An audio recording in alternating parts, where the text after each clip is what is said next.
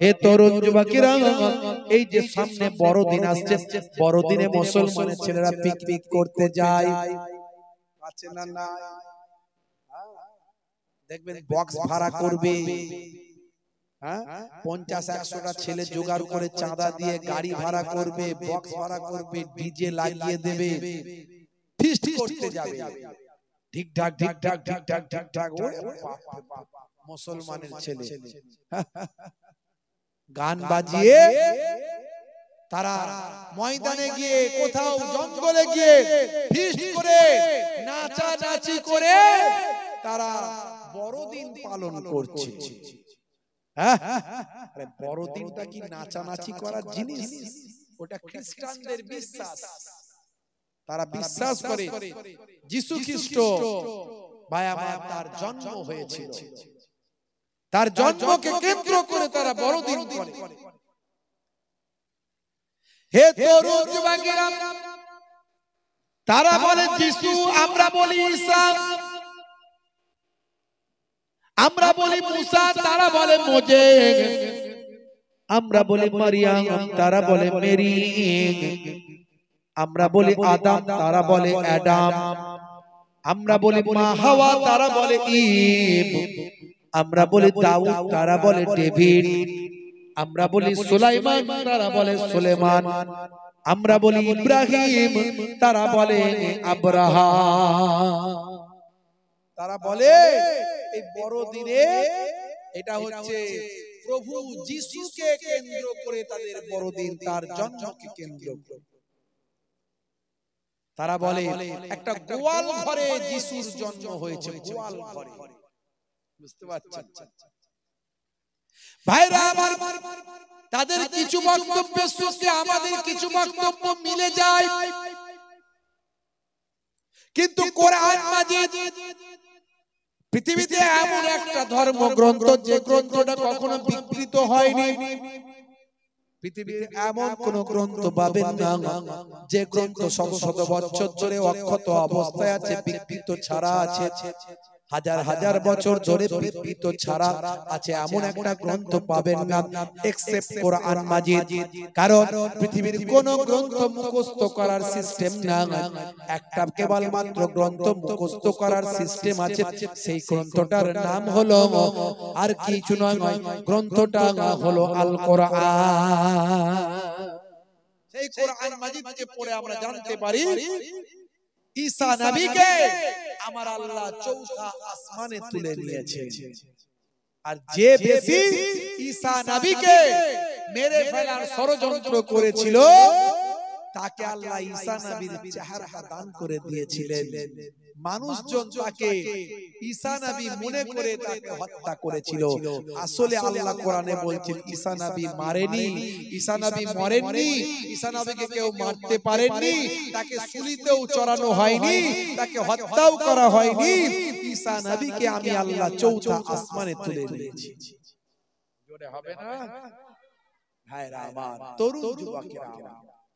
প্রত্যেকের ধর্ম বিশ্বাসকে আমি অশ্রদ্ধা করি না, তাদের বিশ্বাস তাদের কাছে, আমার বিশ্বাস আমার কাছে। বড়দিনটাই তাদের আনন্দ করেন, তারা উৎসব করেন, তারা প্রোগ্রাম করেন, তাদের প্রোগ্রাম করার অধিকার তাদের আছে, তোমার প্রোগ্রাম করার অধিকার তোমার আছে। বড়দিনটা খ্রিস্টান ভাইদের জন্য, কিন্তু তোমার জন্য নয়। তুমি যদি বড়দিনে গিয়ে তাদের সঙ্গে তাদের মতো হয়ে যাও, তাতে ভালো কিছু হবে না, তাতে তাদেরকে অপমান করা হবে। এ তরুণ যুবকেরা, হে আমার বন্ধুরা, শুনে রেখে দিন বাবা, জেনে রেখে দেন, আমার আল্লাহ তাআলা পৃথিবীর জমিনে আপনাকে আমাকে পৃথিবীর শ্রেষ্ঠ জীবে পরিণত করেছেন, আশরাফুল মাখলুকাত করেছেন, সৃষ্টির শ্রেষ্ঠ জীব হিসাবে তৈরি করেছেন। আমার আল্লাহ জানিয়ে দিয়েছেন, লাকাদ কাররামনা বানি আদম, আমি আদমের আওলাদকে উচ্চ মর্যাদা দান করেছি।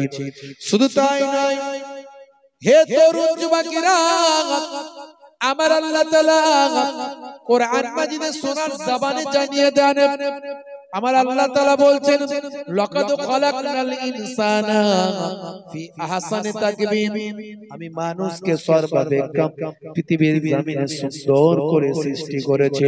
হে তরুণ যুবকেরা, আমার আল্লাহ তাআলা কোরআন মাজিদে অন্য জায়গায় বলছেন তোমাদেরকে আমি এক কাতরা নতফা থেকে তৈরি করেছি, এক কাতরা নাপাক পানি থেকে সৃষ্টি করেছি।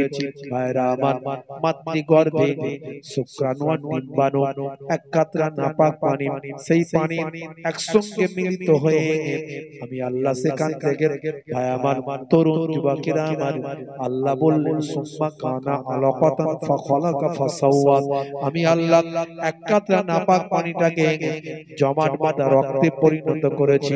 সেই জমাট বাঁধা রক্ত, হে তরুণ যুবকেরা, জমাট বাঁধা রক্তটা আমার আল্লাহ তাআলা নির্দিষ্ট সময় রক্ত পায় আমার গোশতের পিণ্ডতে পরিণত করলেন। সেই গোশতের পিণ্ডটা আস্তে আস্তে বড় হয়ে মাতৃগর্ভে থাকতে লাগলো। একটা সময় আমার আল্লাহ কুদরতি ক্ষমতায় সেই গোশতের পিণ্ডর ভিতর থেকে পঞ্চ ইন্দ্রিয় নাসিকা কর্ম জিহ্বা ত্বক তৈরি করলেন, হাত বের করে দিলেন, পা বের করে দিলেন, মাথা তৈরি করলেন। গোশতের টুকরো থেকে আমার আল্লাহ কুদরতি ক্ষমতা একটা বডি বানিয়ে দিলেন। বডি বানানোর পরে মাতৃগর্ভে এই বডিটা ছিল মৃত। এই মৃত বডিতে আল্লাহ বলেন শুনে রেখে দাও, আমি ফারিস্তা পাঠিয়ে দিই। একটা ফারিস্তা পাঠিয়ে মাতৃগর্ভে, সেই ফারিস্তা ওই মাতৃগর্ভের ডেড বডি যে আমার সন্তানটা তার রূহটা দান করে। রূহটা দান করার সঙ্গে সঙ্গে মাতৃগর্ভে সন্তান জিন্দা জীবিত হয়ে যায়। এবার সে নাড়ানাড়ি, চলাফেরা, হাঁটা চলা, এদিক ওদিক ধাক্কা দেওয়া, দৌড়দৌড়ি করতে থাকে মাতৃগর্ভে। মা তখন স্বস্তি পায়, আমার সন্তান জিন্দা আছে। হে তরুণ যুবকেরা, এই কুদরতি ক্ষমতায় আমি আল্লাহ তোমাদের সৃষ্টি করেছি। এরপরে বান্দা তোমরা কেমন করে নাশকরি করো, কেমন করে কুফরি করো, কেমন করে আমি আল্লাহ আমার ইবাদত ভুলে যাও, কেমন করে আমাকে ভুলে থাকো, আমার সঙ্গে কেমন করে কুফরি করো। কাইফা তাকফুরুন, তোমরা কেমন করে কুফরি করো বিল্লাহি, আমি আল্লাহর সাথে। ফাকুনতুম আমওয়াতান, তোমরা ছিলে মৃত। মাতৃগর্ভে তোমরা মৃত ছিলে, এই পৃথিবীতে আসার আগে তোমরা মৃত ছিলে। ফাআহিয়াকুম, আমি তোমাদের জীবন দিয়েছি। সুম্মা ইউমীতুকুম, আবার তোমাদের মৃত্যু দেব। সুম্মা ইউহয়ীকুম, আবার তোমাদের জীবন দেব। কাল কিয়ামতের দিনে আবার তোমাদের জিন্দা করা হবে।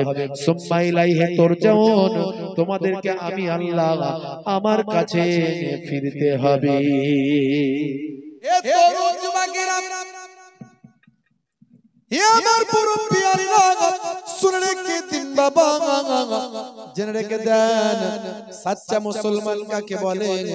ভাইরা আমার, তরুণ যুবকেরা আমার, সাচ্চা মুসলমান হলো হযরতে বাবা হযরতে মুজাদ্দিদ আল-ফিসানি সাচ্চা মুসলমান ছিলেন। সাচ্চা মুসলমান ছিলেন গাউসে আজম বরফি আব্দুল কাদের জিলানী, সাচ্চা মুসলমান ছিলেন। সাচ্চা মুসলমান ছিলেন সাহাবায়ে কেরামের, তাবেঈন, তাবেঈনরা সাচ্চা মুসলমান ছিলেন। হযরতে আবু বকর সিদ্দিক রাদিয়াল্লাহু তাআলা আনহু সাচ্চা মুসলমান ছিলেন। হযরতে ওমর ফারুক রাদিয়াল্লাহু তাআলা আনহু সাচ্চা মুসলমান ছিলেন। সাচ্চা মুসলমান ছিলেন হযরতে উসমান বিন নুরাইন, সাচ্চা মুসলমান ছিলেন। হযরতে আলী মুর্তজা কারামাল্লাহু ওয়াজহু সাচ্চা মুসলমান ছিলেন। হযরতে বাবা খাজা গরিব নওয়াজ মাইনুদ্দিন চিশতি আজমিরি সঞ্জারি রাহমাতুল্লাহ আলাইহি সাচ্চা মুসলমান ছিলেন।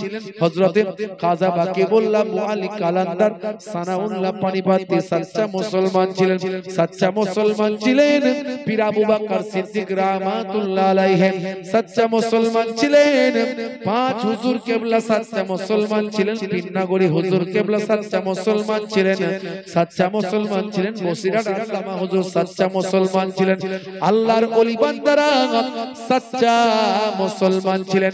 আল্লাহ বললেন ততক্ষণ পর্যন্ত মরো না যতক্ষণ না সাচ্চা মুসলমান না হয়ে যাও। ততক্ষণ পর্যন্ত মরো না যতক্ষণ না সাচ্চা মুসলমান না হয়ে যায়।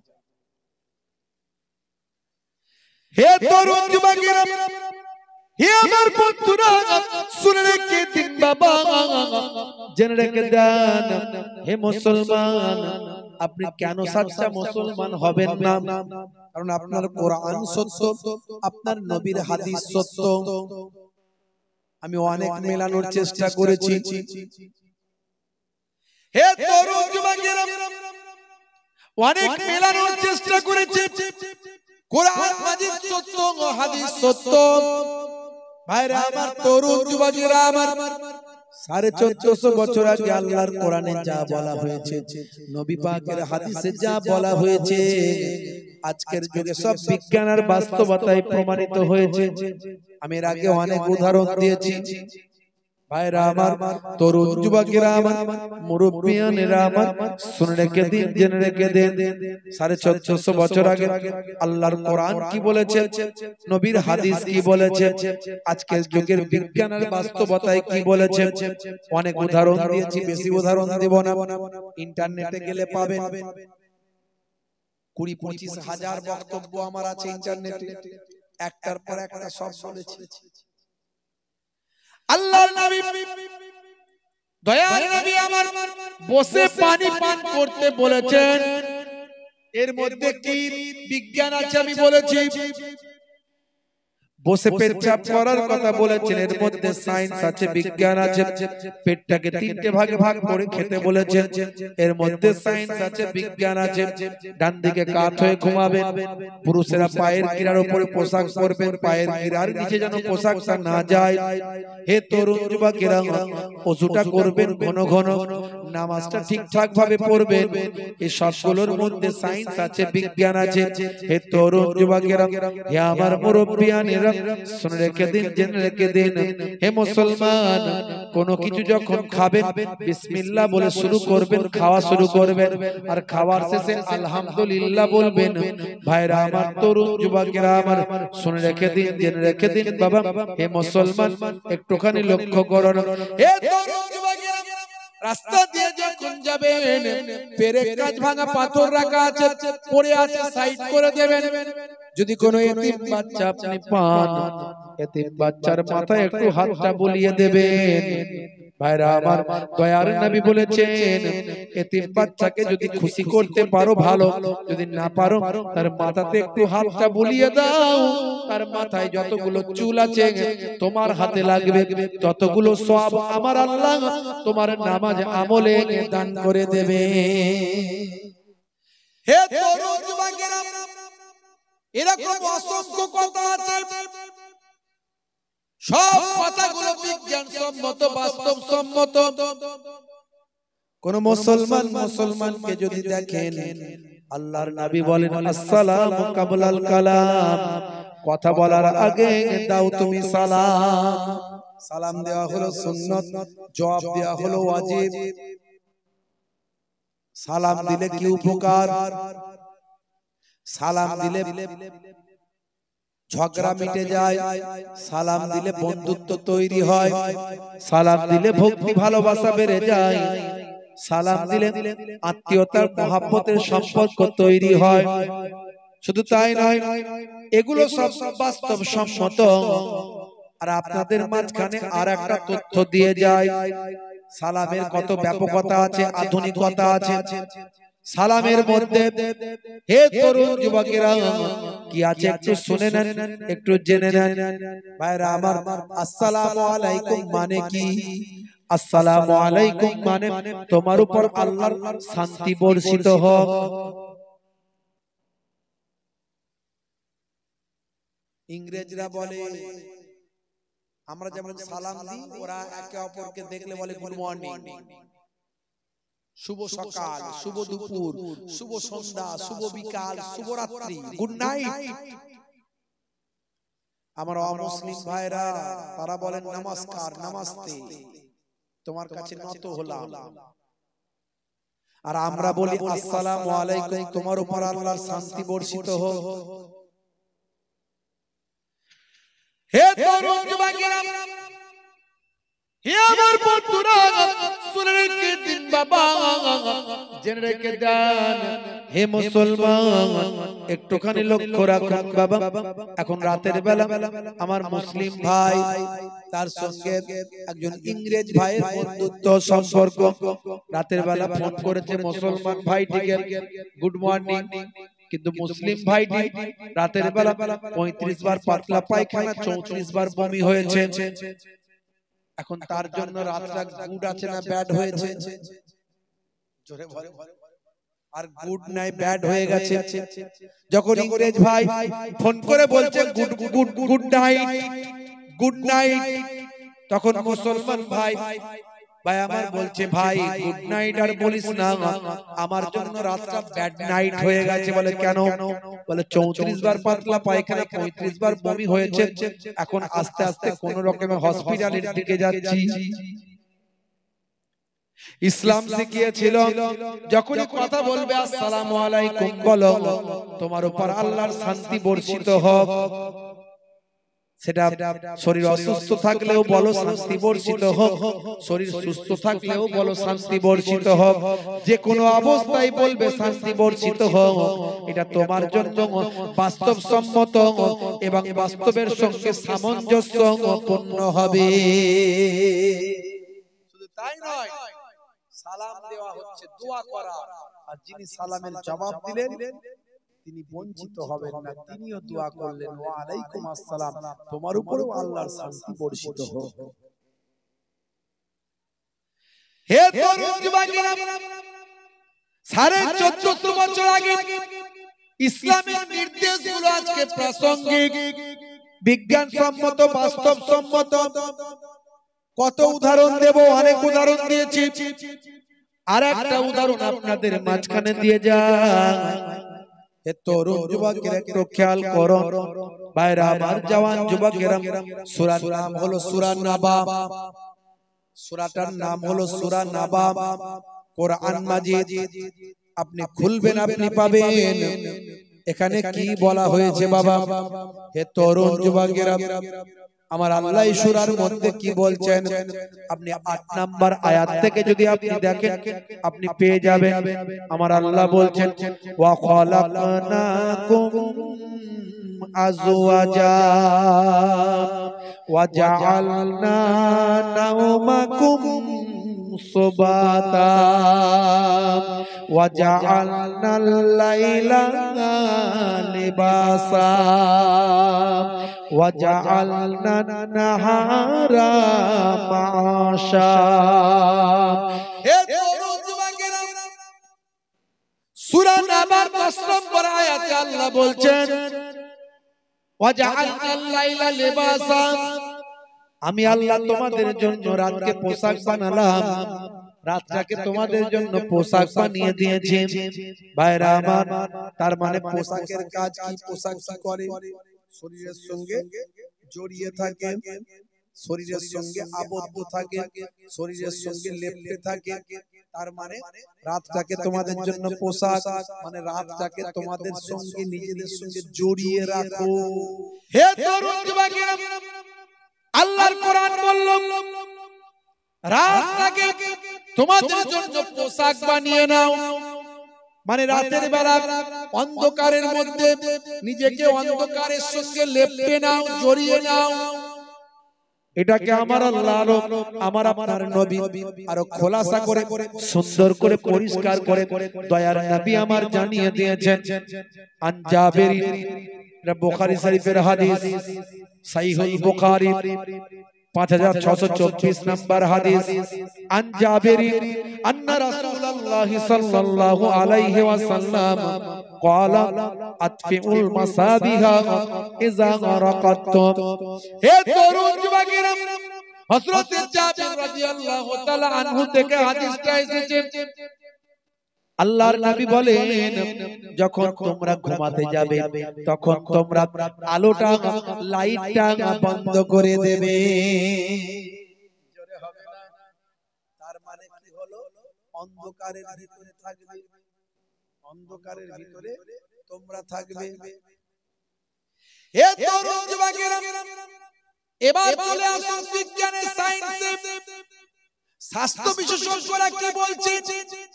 1450 বছর আগে কোনো প্যাথোলজি ছিল না।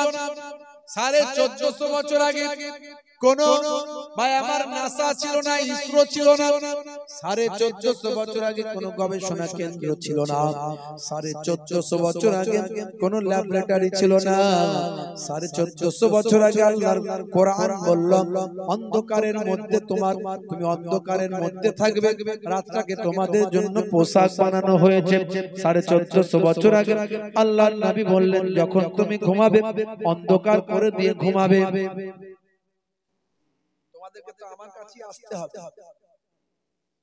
তোমাদেরকে মরতে হবে, মৃত্যুর পরে তোমাদেরকে আমি আল্লাহ আমার কাছে আসতে হবে। সুতরাং হে বান্দা, তোমরা কেমন করে আমি আল্লাহকে ভুলে আছো? আজকের এই জলসা কেন? আল্লাহকে স্মরণ করানোর জন্য, মানুষ যাতে আল্লাহ ভুলে না যায়। আল্লাহ বলছেন, বান্দারে তোরা আমাকে ভয় কর। ইয়া আইয়ুহাল্লাযীনা আমানুত্তাকুল্লাহ হাক্কা তুকাতিহ ওয়া লা তামুতুন্না ইল্লা ওয়া আনতুম মুসলিমুন। হে বিশ্বাসী বান্দারা, তোমরা আমি আল্লাহকে ভয় করো, ভয়টা করার মতো ভয় করো, আর ততক্ষণ পর্যন্ত মরো না যতক্ষণ না প্রকৃত সাচ্চা মুসলমান না হয়ে যাও। সাচ্চা মুসলমান কখনো বেনামাজি হতে পারে না, সাচ্চা মুসলমান কখনো বেরোজাদার হতে পারে না, সাচ্চা মুসলমান কখনো চোর চিটিংবাজ ধাপ্পাবাজ হতে পারে না, সাচ্চা মুসলমান কখনো জেনাখোর, পাত্তাখোর, গাঁজাখোর, মদখোর, মাতাল হতে পারে না, সাচ্চা মুসলমান কখনো অপবিত্র থাকতে পারে না, সাচ্চা মুসলমান কখনো স্ত্রীর সঙ্গে খারাপ আচরণ করতে পারে না, সাচ্চা মুসলমান কখনো পিতামাতার অবাধ্য হতে পারে না, সাচ্চা মুসলমান কখনো অপরাধী অন্যায়কারী হতে পারে না। সাচ্চা মুসলমান যে হবে সে রাসূলের একজন শিষ্য হবে। আমরা রাসূলের শিষ্য বলি, কিন্তু কাজের বেলায় শিষ্য নয়, মুখে শিষ্য। রাসূলের উম্মত বলি, অরিজিনালি যেমন উম্মত হওয়া দরকার ছিল তেমন আমরা হতে পারি। একটা ফলের কথা আমি বলি, বেগুন। এই বেগুন আপনারা জানেন তো? বেগুন, আচ্ছা বলুন তো, বেগুন শব্দটা বাংলায় যদি মানে বলা হয়, বেগুনের মানে কি? হ্যাঁ, বলবে যার নাই গুণ তার নাম বেগুন, তাই তো? কিন্তু অরিজিনালি বেগুন যে আমরা বেগুনটা বলি, ওই বেগুনের কি সত্যি কোনো গুণ নাই? মারাত্মক গুণ। যার চুলকানি হয় খাইয়ে দিয়ে দেখুন কেমন আছে গুণ। তাহলে হওয়া দরকার ছিল বাগুন, করে দিয়েছি বেগুন। আরেকটা ফলের কথা আমি বলি, নাম হচ্ছে বেদানা। বেদানা মানে কি? দানা ছাড়া। এই ডালিমকে বেদানা বলেন তো নাকি আপনারা? এখানেও বেদানা বলেন না অন্য কিছু বলে? তাহলে বেদানা মানে দানা ছাড়া। সত্যি কি দানা নাই? ভেঙে দেখুন দানা আছে। ওরে বারে, হাজার হাজার দানা। কথা ঠিক না? তাহলে হওয়া দরকার ছিল বাদানা, করে দিয়েছি বেদানা। নামের সঙ্গে কাজের মিল নাই। যেমন হওয়া দরকার ছিল তেমন হলো না। আমরা উম্মতে মুহাম্মাদি যেমন হওয়া দরকার আমরা তেমন হতে পারি না। মুসলিম তুমি নামে হলে আজ কামে হলে না ভাই। মুসলিম দেখো অপরাধে লিপ্ত কেন হয়? মুসলিম তুমি কোরআন হাদিস পড়তে জানো না, মুসলিম তুমি মসজিদেতে নামাজে এলে না। মুসলিম তুমি নামে হলে আজ মুসলিম তুমি নামে, মুসলিম এলে নাই পথে সমাজে বদলাবে রে, সমাজে বদলাবে। মুসলিম তুমি নামে হলে আজ কামে হলে না ভাই। মুসলিম দেখো অপরাধে লিপ্ত কেন হয়? বমে বাঁধে নেশার তলায় হবে না কারো সাথে, সালাউদ্দিন আর তাগুলির তুমি যে উত্তরসূরি, ব্যঙ্গ কার্টুনে ব্যঙ্গ সিনেমায় নবীর সম্মান কমে না, ব্যঙ্গ কার্টুনে ব্যঙ্গ সিনেমায় নবীর সম্মান কমে না।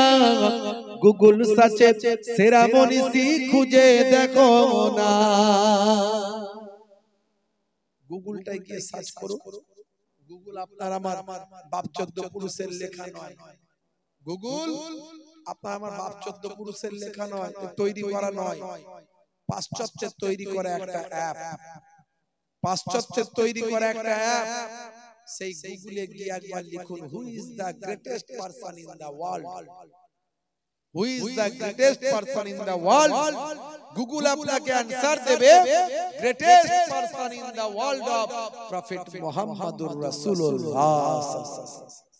সেই নবীর শিষ্য কেমন হওয়া দরকার, আমরা কেমন, বুকে হাত দিয়ে চিন্তা করি। আল্লাহ বলছেন সাচ্চা মুসলমান না হয়ে মরো না।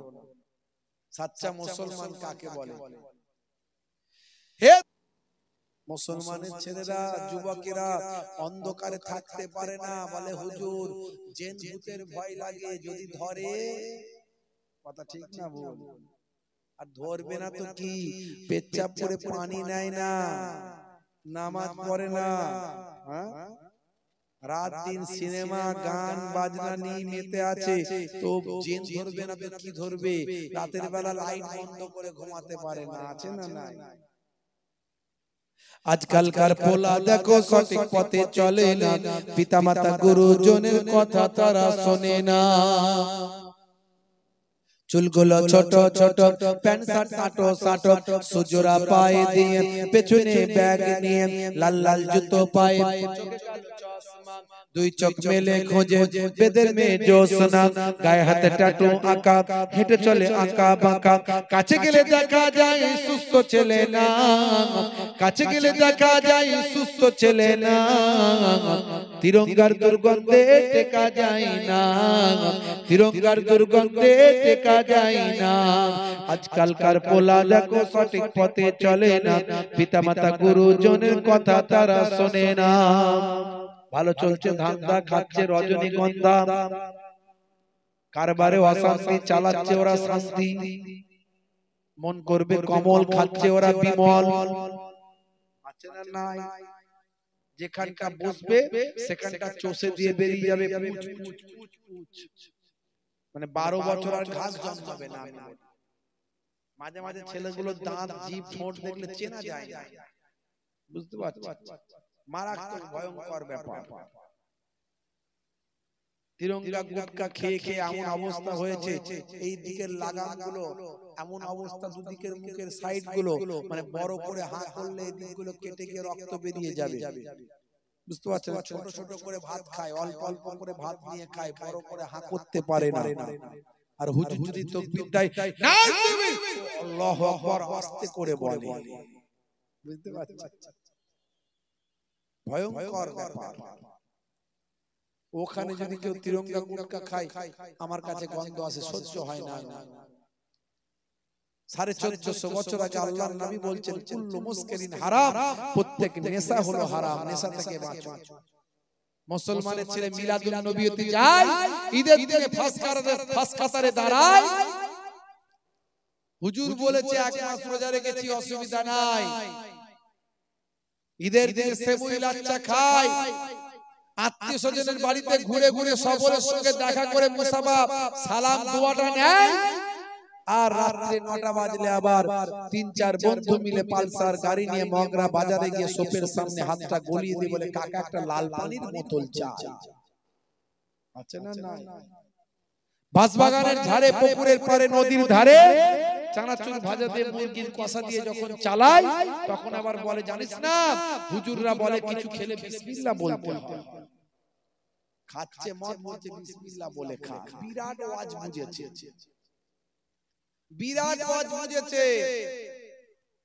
গ্রামের দিকে একজন ভাইয়ের বাড়িতে চুরি হয়ে গেছে, বুঝলে?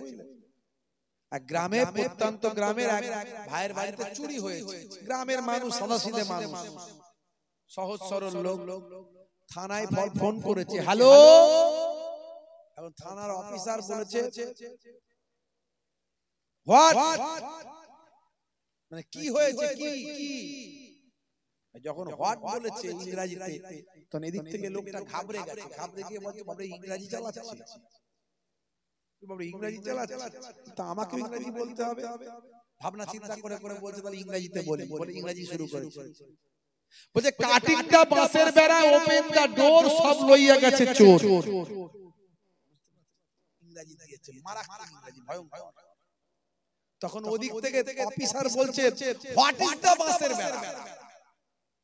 বুঝতে পারছো, অফিসার তো নিজেই ঘাবড়ে গেছে, কি ইংরেজি দিচ্ছে রে ভাই। বলছে হোয়াট ইজ দা বাঁশের বেড়া। তো এপার থেকে চিন্তা করছে আমার কথা বুঝছে ভালো, এ আবার শুরু করলো, বলছে বাঁশের বেড়া ইজ খাড়া খাড়া, তার উপরে পেরেক মারা। মানে মারাত্মক ইংরেজি বুঝেছে, আর আমরাও মারাত্মক ওয়াজ বুঝেছি। কথা ঠিক না ভুল? ওরে সর্বনাশ, জলসা বুঝেছি মানে খালি কখন খাবারটা আসবে, খানাটা খাবো ভালো করে রেডি হয়ে আছে। কথা ঠিক, অনেকে আছে, সবাই ওয়াজ শুনে বুঝতে হয়। আমি হাসানোর জন্য বলিনি, না বুঝলে গন্ডগোল, বুঝলে বুঝ পাতা, না বুঝলে তেজ পাতা। হে তরুণ যুবকেরা, হে আমার বন্ধুরা, শুনে রেখে দিন বাবা, জেনে রেখে দেন হে মুসলমান। যে কথাটা বলছিলাম, স্বাস্থ্য বিশেষজ্ঞরা এবার বলছেন হে দুনিয়ার মানুষ শুনে রেখে দাও, জেনে রেখে দিন বাবা, হে তরুণ যুবকেরা, 1450 বছর আগে আল্লাহর কোরআন যখন বলল রাতকে তোমাদের জন্য পোশাক বানিয়ে নাও, দয়ার নবীর হাদিস যখন বলল রাতের বেলা যখন ঘুমাবে লাইটটা বন্ধ করে দাও, সে সময় নাসা ছিল না, সে সময় ইসরো ছিল না, সে সময় কোনো প্যাথোলজি ছিল না, সে সময় কোনো ল্যাবরেটরি ছিল না, stethoscope, microscope, barometer, thermometer, X-ray machine, ECG machine, কোন রকম কার্ডিওগ্রাফি কোন মেশিন ছিল না। হে তরুণ যুবকেরা, সে সময় কোন ইউরিন টেস্ট, ব্লাড টেস্টের মেশিন ছিল না। ভাইরা আমার, সেই সময় আল্লাহর কোরআন যা বলল, নবীর হাদিস যা বলল, আজকের যুগে বিজ্ঞান আর বাস্তবতায় পরিণত হয় 1450 বছর পর। আজকের স্বাস্থ্য বিশেষজ্ঞরা বলছেন মাথা থেকে 5 ধরনের হরমোন তৈরি হয়, ব্রেন থেকে 5 ধরনের হরমোন তৈরি হয়। হে তরুণ যুবকেরা, হে আমার বন্ধুরা, শুনে রেখে দিন বাবা, জেনে রেখে দেন তার মধ্যে এক ধরনের হরমোন ঘুমের মধ্যে তৈরি হয়, এবং মানুষটি যখন বেঘোর ঘুমে ঘুমিয়ে থাকে, প্রচন্ড ঘুমের মধ্যে আচ্ছন্ন থাকে, আর ভাই আমার ঘরটা যখন অন্ধকারে থাকে, ভাই আমার লাইটটা যখন বন্ধ থাকে, সেই সময় এক ধরনের হরমোন তৈরি হয়। এটা আমি বলছি না, ইন্টারনেট সার্চ করবেন ভাই আমার, আপনি পেয়ে যাবেন। স্বাস্থ্য বিশেষজ্ঞরা বলছেন মানুষ যখন ঘুমিয়ে যায় আর অন্ধকারের মধ্যে যদি থাকে, অন্ধকারের মধ্যে যদি ঘুমায়, এই হরমোনটা বের হওয়ার জন্য মারাত্মক গভীর ঘুমে আচ্ছন্ন হওয়া প্রয়োজন। এই হরমোনটা বের হওয়ার জন্য অন্ধকারের মধ্যে ঘুমিয়ে থাকার প্রয়োজন।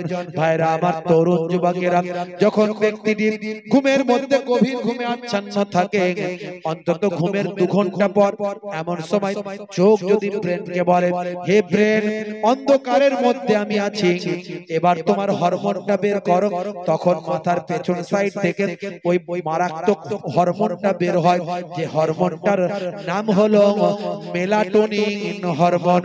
হে তরুণ যুবকেরা, এই হরমোনটা বের হয়ে শরীরের ব্লাডের সঙ্গে মিশে যায়, শরীরের রক্তের সঙ্গে মিশে যায়, শরীরের রক্তের সঙ্গে মিশে গিয়ে স্বাস্থ্য বিশেষজ্ঞরা বলছেন ক্যান্সারের জীবাণুকে প্রতিরোধ করে।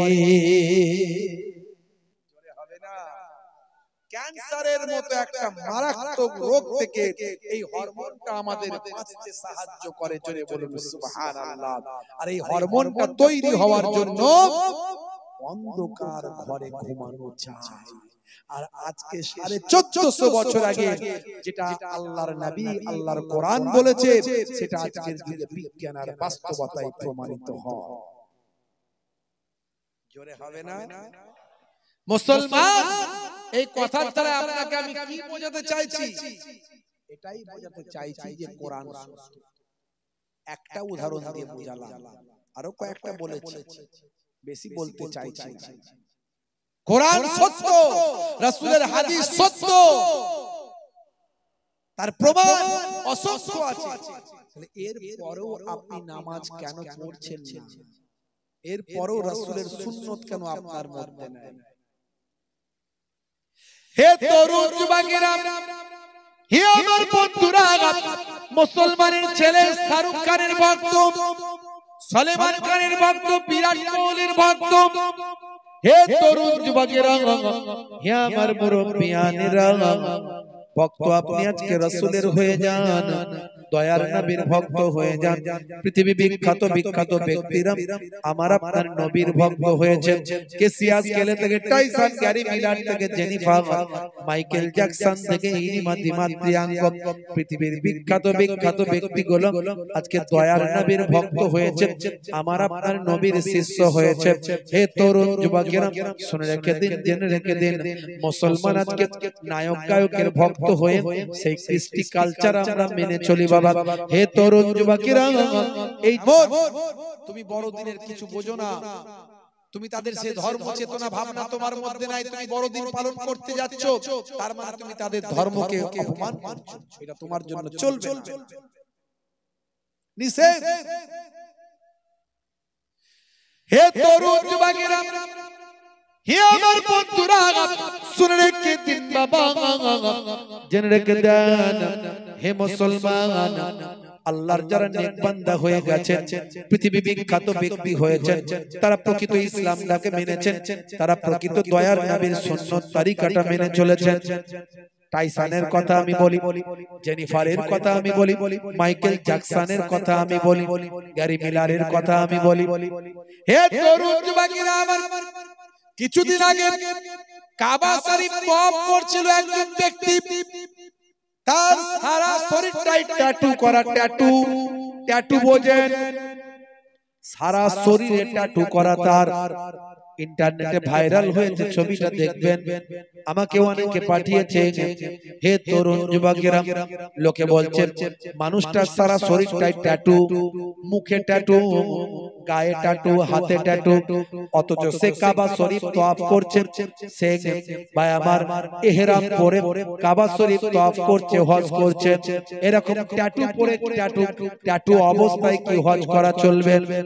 হে তরুণ যুবকেরা, হে আমার বন্ধুরা, আসলে ওই মানুষটা আগে মুসলিম ছিল না, আগে ইসলামের মধ্যে ছিল না, তখন তার শরীরে ট্যাটু ছিল। এমন অনেক ট্যাটু আছে যেগুলোকে ভাই আমার কেমিক্যাল দিয়ে তোলা যায়, আবার এমন অনেক ট্যাটু আছে যে ট্যাটু গুলো ভাই আমার জীবনে কখনো শরীর থেকে আর তোলা যায় না। ওই ব্যক্তির এমন কিছু ট্যাটু ছিল যে ট্যাটু গুলো কখনো তোলা যেত না। সেই ব্যক্তি হঠাৎ করে ঈমান কবুল করে বিশ্বনবীর শিষ্য হয়ে গেছে। তাকে জিজ্ঞাসা করা হয়েছিল, আপনি কে, আপনার পরিচয় কি, হু আর ইউ? সেই সময় সেই ব্যক্তি বলেছিলেন, আমি হলাম মিস্টার জোসেফ।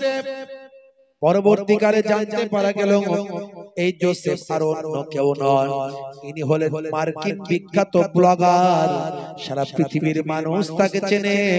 ছোটখাটো ব্যক্তি তিনি নন, নামি দামি একজন মানুষ, সারা পৃথিবীর মানুষ তাকে চেনে। তিনি হলেন পৃথিবী বিখ্যাত মার্কিন ব্লগার, নাম হলো মিস্টার জোসেফ। তাকে জিজ্ঞাসা করা হলো, হে মিস্টার জোসেফ, আপনি বিশ্বনবীর শিষ্য কেন হলেন? তিনি বলেন, কোরআন মাজিদ আমি অধ্যয়ন করলাম, আমি বিভিন্ন ধর্মশাস্ত্র অধ্যয়ন করা শুরু করলাম, করতে করতে কোরআন মাজিদ আমি অধ্যয়ন করলাম। কোরআন মাজিদ অধ্যয়ন করতে গিয়ে যে সূরাটা সবচেয়ে বেশি আমার জীবনে হয় আমার জীবনে আমাকে হতবাক করেছে, অবাক করেছে, সেই সূরাটার নাম হলো সূরা আসর। এই সূরা আসর আমি যখন পড়লাম আমি অবাক হয়ে গেলাম, আমি আল্লাহর মহত্বের কথা চিন্তা করে আমি বিশ্বনবীর শিষ্য হয়ে গেলাম। সেই সময় মিস্টার জোসেফ বলেন, আমি কোরআন মাজিদের একটা ছোট্ট সূরা, এই সূরার নাম হলো সূরা আসর, এই সূরা আসর নিয়ে আমি গবেষণা শুরু করলাম। এখানে আল্লাহ বলছেন ওয়াল আসর, আমার আল্লাহ সময়ের কসম করেছেন, আসরের ওয়াক্তের আসরের সময়ের কসম করেছেন। হে জওয়ান যুবকেরা, হে আমার মুরব্বিয়ানেরা, আমার আল্লাহ বলছেন ওয়াল আসর ইন্নাল ইনসানা লাফি খুসর, আমার আল্লাহ বলছেন নিশ্চয় মানুষ ক্ষতিগ্রস্তদের অন্তর্ভুক্ত। সময়ের কসম করছি আমি আল্লাহ সময়ের কসম করে বলছি মানুষ ক্ষতিগ্রস্তদের অন্তর্ভুক্ত। আমি অবাক হয়ে গেলাম, সত্যি তো সময় একবার চলে গেলে আর ফিরে আসে না। যে সময়টা পার হয়ে যাচ্ছে সেই সময়টাকে কখনো ব্যাক করা যায় না। সময় কত কিমতি, মূল্যবান। সময়ের কসম আল্লাহ তাই করলেন, মানুষ ক্ষতিগ্রস্ত বললেন যে মানুষটা সময়ের মূল্য দেয় না, সে ক্ষতিগ্রস্ত হয়। সময়ের প্রাধান্য দেয় না, কোন সময়ে কি করা দরকার যে জানে না, সে সময়কে প্রাধান্য না দেওয়ার কারণে সে ক্ষতিগ্রস্ত হয়। আমি সময় নিয়ে চিন্তায় পড়ে গেলাম, গবেষণা করতে লাগলাম। হে তরুণ যুবকেরা, আল্লাহ বললেন ইল্লাল্লাযীনা আমানু ওয়া আমিলুস সালিহাত ওয়া তাওয়াসাউ বিল হক ওয়া তাওয়াসাউ বিস সাবর, আমার আল্লাহ বললেন তারা ব্যতীত, তারা ক্ষতিগ্রস্ত নয় যারা ঈমানটা এনেছে, সেই মতো আমলটা করেছে, হকের পথে আছেন, ধৈর্য ধারণ করেছে, এরা ক্ষতিগ্রস্তদের অন্তর্ভুক্ত নয়। এই সময়ের কসম খেয়ে আমার আল্লাহ মানুষ ক্ষতিগ্রস্ত বলে জানালেন। আমি অনেক গবেষণা করে দেখলাম সত্যি তো আমি ক্ষতিগ্রস্তদের অন্তর্ভুক্ত। আমি সময়ের মূল্য দিই না, সময়কে ঠিকভাবে ইউটিলাইজ করি না। সেদিন আমি গবেষণা করতে করতে করতে করতে একটা সময় বিশ্বনবীর শিষ্য হয়ে গেলাম। জোরে হবে না, জোরে হবে না। পৃথিবী বিখ্যাত বিখ্যাত ব্যক্তিগুলো দয়ার নবীর শিষ্য। কেন? তারা কোরআনকে অধ্যয়ন করেছে, রাসূলের হাদিসকে অধ্যয়ন করেছে। এর দ্বারা প্রমাণ হয়েছে কোরআন সত্য, রাসূলের হাদিস সত্য। আর মুসলমান আমরা নামাজ ছেড়ে দিয়েছি, সেই কোরআন ভুলে গিয়েছি। আজ থেকে প্রতিজ্ঞা করুন নামাজ ছাড়বেন না, রাসূলের সুন্নাত ভুলে যাবেন না, রাসূলের তরিকা ছেড়ে দেবেন না। অনেক সুন্নতের কথা বললাম, কিন্তু কোন সুন্নত কবরে গেলে দেখা যায় না। একটা সুন্নত কবরে গেলে দেখা যায়, সেটা হলো মুখের দাড়ি। অনেকে দাড়ি রাখতে লজ্জা লাগে, অনেকে দাড়ি রাখতে লজ্জা লাগে। হুজুর আমার বড় লজ্জা লাগে, দাড়ি রাখতে পারি না। ভাই দাড়িটা এখন মুখের সৌন্দর্য, মুখের ফ্যাশন। বিরাট কোহলি দাড়ি রেখেছে, হরভজন সিং দাড়ি রেখেছে, লিওনেল মেসি দাড়ি রেখেছে, তো আপনার রাখতে লজ্জা কিসের? হাসিম আমলা এত বড় দাড়ি রেখে সারা পৃথিবীতে দাড়ি ইসলামের সুন্নতের প্রমোট করছে। মঈন আলী খান, জুনায়েদ জামশেদ, ইউসুফ ইউহানা, ভাইরা আমার, এরা সব বিশ্বনবীর শিষ্য হয়েছে। আর আপনার লজ্জা কিসের? এখন নায়ক গায়ক খেলোয়াড় প্লেয়ার নেতা মন্ত্রীরা দাড়ি রেখেছে। আমি আপনাকে বলছি না আমার মতো মুহিবুল্লাহ হুসাইনের মতো বড় দাড়ি রাখুন, আপনি ছোট রাখুন। লজ্জা লাগছে ছোট রাখুন, কিন্তু ফ্যাশন মনে করে নয়, নবীর সুন্নাত মনে করে। কবরে গেলে আমি অনেক সুন্নতের কথা বললাম। ডান দিকে কাত হয়ে ঘুমানো সুন্নত, বসে পানি পান করা সুন্নত, চেটে পুটে খাবার খাওয়া সুন্নত, পায়ের গিরার উপরে পোশাক পরবেন, নিচে পরবেন না, পেচ্ছাপ করে পবিত্র হবে। হ্যাঁ, কত সুন্নতের কথা বললাম, কিন্তু কবরে গেলে কোন সুন্নত দেখা যাবে না। একটা সুন্নত দেখা যাবে, সেটা হলো মুখের দাড়ি। জোরে হবে না? মুনকার নাকির ফেরেশতা যখন বলবে মান রব্বুকা, দেখতে পাবেন মুখে দাড়ির দেখা, হতে পারে ওই দাড়িটা হবে তখন নাজাতের জারিয়া। ভাইরা আমার, কোরআন সত্য যদি হয়, রাসূলের হাদিস যদি সত্য হয়, রাসূলের সুন্নাতগুলো যদি সত্য হয়, আপনি মেনে চলুন। বেশি আলোচনা নয়। আজকে পৃথিবী বিখ্যাত বিখ্যাত ব্যক্তিরা দয়ার নবীর শিষ্য, আর আমি আপনি ভাই আমার সেই নবীর সুন্নতের ঘরের মানুষ। আমরা বাপ 14 পুরুষ মুসলমান, অথচ মুসলমান নামাজ পড়ে না, রাসূলের সুন্নাত মেনে চলে। ওয়াক্ত যে হলো ওযু করো মসজিদে চলো, ওয়াক্ত যে হলো ওযু করো মসজিদে চলো, খোদার হুকুম পালন করো নামাজটা পড়ো। ওয়াক্ত যে হলো ওযু করো মসজিদে চলো, দিন রাতে 5 ওয়াক্ত নামাজ পড়লে পাবে ভাই জান্নাত। জোরে হবে না, আর জোরে হবে না। ফজরের সময় হলে মসজিদে যাও তুমি চলে, ফেকো না বিছানায় শুয়ে, খোদা দেন রহমত ঢেলে। আর জোরে হবে না, জোরে হবে না। জোহরের সময় হলে কাজটা দাও তুমি ছেড়ে, ফেকো না বেনামাজি হয়ে, চলে যাও নামাজে চলে। আর জোরে হবে না, জোরে হবে না।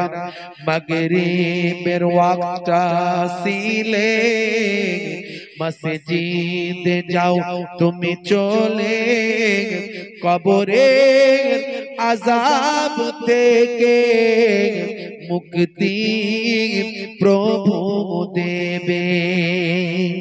ওয়াক্ত যে হলো ওযু করো মসজিদে চলো, খোদার হুকুম পালন করো নামাজটা পড়ো।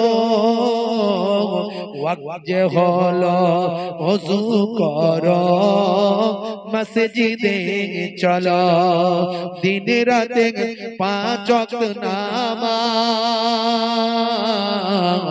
পড়লে পাবে ভাই জান্নাত। জোরে হবে না। নামাজ ছাড়বেন, কারা কারা নামাজ পড়বেন হাত তুলে দেখান তো দেখি, হাত তুলেন, হাত তুলেন দেখি মাশাআল্লাহ। কারা কারা নামাজ পড়বেন? এই যারা নামাজ পড়বেন না হাত তুলছেন তারা কি মওত হবে না, মরবে না তারা নাকি? হাত তুলেন, হাত তুলেন মাশাআল্লাহ। নারে তাকবীর, নারে তাকবীর। কাজা হলে কাজা পড়বে, ছাড়বেন না বাপ, হাত জোর করে বলে দিয়ে যায় নামাজ ছাড়বেন। আজ মরে গেলে কাল 2 দিন 3 দিন পরে কেউ খবর রাখবে না। নামাজ হলো সবচেয়ে বড় ইবাদত, সবচেয়ে বেশি আল্লাহ নামাজ পড়তে বলেছেন। নামাজটা পড়বেন। নামাজ আপনি জানেন না, সূরা জানা নাই, নামাজীদের সঙ্গে গিয়ে নামাজ যেমন করে তারা সিজদা দিচ্ছে তেমন করে করুন, যা তারা করছে তাই করুন আর শিখতে থাকুন। এই অবস্থায় যদি আপনি মারা যান আপনার নামটা নামাজীদের খাতায় উঠে যাবে। জোরে হবে না ভাইরা আমার, গোর গোর সওয়াল, গোর গোর জবাব। নামাজ ছেড়ে যাবেন। বিদায় নেব, যাওয়ার আগে দুটো কথা বললাম, এক হচ্ছে নামাজ, এক হচ্ছে রাসূলের সুন্নাত দাড়ি। এই দুটো জিনিস আপনি ধারণ করুন, আপনার কাছ থেকে 70 থেকে 90% অপরাধ চলে যাবে, অন্যায় আপনার কাছে আসতে পারবে না। পৃথিবীতেও সবাই আপনাকে স্যালুট করবে, সম্মান দেবে, আর আখিরাতেও আপনার জন্য আল্লাহ দয়ার জান্নাত রেডি করে দেবে। ভাইরা আমার, সব জায়গায় ওয়েলকাম, স্বাগতম পাবেন। মুসলমান এই দুটো জিনিস আজকের ওয়াজ থেকে নিয়ে যান, এক হলো নামাজ, এক হলো দাড়ি। আর আমি আপনাদের কাছে বলবো বাপ, বিদায় নেওয়ার আগে আগামী বছর যাতে জান্নাতের বাগানটা আবার কায়েম করা যায়, তার জন্য একটু সাদকা করলে আপনার পয়সা কমে যাবে না। ফি সাবিলিল্লাহ যদি দেন, আল্লাহ আপনার মাল সম্পদের হেফাজত করবেন, বিপদ আপদ মুসিবত দূর করে দেবেন। আল্লাহর কোরআন বলছে মান জাআ বিল হাসানাতে ফালাহু আসরু আমসালিহা, বান্দা এক দেবে আমি আল্লাহ তোমাকে 10 দেব। জোরে বলেন সুবহানাল্লাহ। আল্লাহর কোরআন কখনো মিথ্যা নয়। আমি আপনাদেরকে বলি ফি সাবিলিল্লাহ যে বান্দা দান করে, দানের পরিবর্তে আল্লাহ তার মালে মালামাল করে দেন, বিপদ আপদ মুসিবত দূর করে দেন। আপনার বাপ কবরে, মা কবরে, দাদা কবরে, দাদি কবরে, তারা আপনার দিকে তাকিয়ে আছে যে আমার আত্মীয় স্বজন দুনিয়াতে জান্নাতের বাগানে বসে আছে, এইরকম ভালো পবিত্র জায়গায় জান্নাতের টুকরায় বসে বসে যদি একটু সাদকা করে দেয়, তাহলে সেই সাদকার ওসিলায় আপনার আত্মীয় যারা কবরে হয়তো গিয়ে গুনার কারণে আযাবে লিপ্ত আছে, আমার আল্লাহ আপনার দান আপনার সাদকার খাতিরে তার কবরের আযাব থেকে নাজাত দিয়ে তার রূহের মাগফিরাত দান করে দেবে। ভাইরা আমার, টাকা নিয়ে কেউ আসেনি, টাকা নিয়ে কেউ যাবে না। একটা বিয়ে বাড়ির দাওয়াতে গেলে 2000 টাকা খরচা হয়ে যায়, শরীর অসুস্থ হলে ডাক্তার দেখালে ডাক্তার আর ওষুধপত্র নিয়ে 1500 টাকা খরচা হয়ে যায়। আর ফি সাবিলিল্লাহ যদি আপনি 1000 টাকা দেন, 1000 দেন, তার পরিবর্তে আল্লাহর আমার আল্লাহ বলছেন আমি একের বদলে 10 দেব। কোরআনের ওয়াদা, মান জাআ বিল হাসানাতে ফালাহু আসরু আমসালিহা, বান্দা এক দেবে আমি আল্লাহ 10 দেব। হাদিসে কুদসির মধ্যে এসেছে একের বদলে 10, একের বদলে 100, একের বদলে 700 আমি আল্লাহ বেহিসাব মালে মালামাল করে দেব। ভাইরা আমার, তরুণ যুবকেরা আমার, ফি সাবিলিল্লাহ দিলে কমে না। আমার আল্লাহ চাইলে আপনাকে সুস্থ রাখতে পারে, আবার আমার আল্লাহ চাইলে কাউকে হার্ট অ্যাটাক দিতে পারে, ক্যান্সার দিতে পারে, প্যারালাইজ বানাতে পারে। বাবাজি আমার, ফি সাবিলিল্লাহ আছে 8 জন নেক বান্দা আমার নবী পাককে, দয়ার নবীকে ভালোবেসে এই জান্নাতের বাগান যাতে আগামী বছর আবার তৈরি করা যায়, তার জন্য 1001 টাকা করে হাতটা তুলে দেখাতে পারেন। একজন আমার বাপজি হাত তুলেছেন। 2 নম্বরে কে আছেন? হাত তোলেন, হাত তোলেন। 2 নম্বরে কে আছেন? কি নাম আপনার? জনাব মোহাম্মদ তুজাম্মিল মন্ডল সাহেব বাপজি আমার 1000 টাকা ওয়াদা করেছেন। খাস করে আল্লাহর দরবারে দোয়া চাইবো, মুসাফিরের দোয়া কবুল হয়। আপনাদের পীরের ঘরের আওলাদ, 2 দরবারের 2 খানদানের মেহমান হয়ে এসেছি। আমি আপনাদের জন্য মুসাফির হালাতে দোয়া চাইবো। আমার মুহতারাম মুজাম্মিল সাহেব 1001 টাকা ওয়াদা করেছেন। জোরে বলুন মারহাবা, জোরে বলুন মারহাবা, নারে তাকবীর। মাশাআল্লাহ। 2 নম্বরে কে আছেন? একটু হাত তুলে দেখান। আপনার বাপ কবরে, মা কবরে, একটু বলতে পারবেন না? এত মানুষ, 1000 টাকা আপনার গ্রামের জলসা বাপ। একটু দোয়া চাই, আল্লাহুম্মা আমিন। আল্লাহ দানকে কবুল করে নিন, দো জানে দিন হায়াত কিসমত দারাজ করে দিন, শরীরকে সুস্থ রেখে দিন, কাজে কারবারে উন্নতি দিন, হালাল তিজারতে ব্যবসা বাণিজ্যে উন্নতি দিন।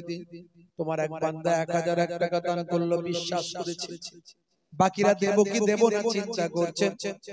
আমার আল্লাহ, তুমি চাইলে ভেলোর পাঠাতে পারো, তুমি চাইলে চেন্নাই পাঠাতে পারো, ম্যাড্রাস পাঠাতে পারো, হার্ট অ্যাটাক দিতে পারো, ক্যান্সার দিতে পারো, টিউমার প্যারালাইজ বানাতে পারো, লক্ষ লক্ষ টাকা খরচ করাতে পারো। জিন্দাকে মুর্দা, মুর্দাকে জিন্দা, গরিবকে ধনী, ধনীকে গরিব বানাতে পারো। তোমার বান্দারা দেব কি দেব না চিন্তা করছে, তাদের দেওয়ার তৌফিক দাও। ফি সাবিলিল্লাহ দিলে কমে না, এটা বুঝিয়ে দাও। তোমার বান্দাদের বুঝিয়ে দাও, মালের পরিবর্তে আমি আল্লাহ জানের হেফাজত করে দিই, মালের পরিবর্তে আমি আল্লাহ সম্পদ বাড়িয়ে দিই।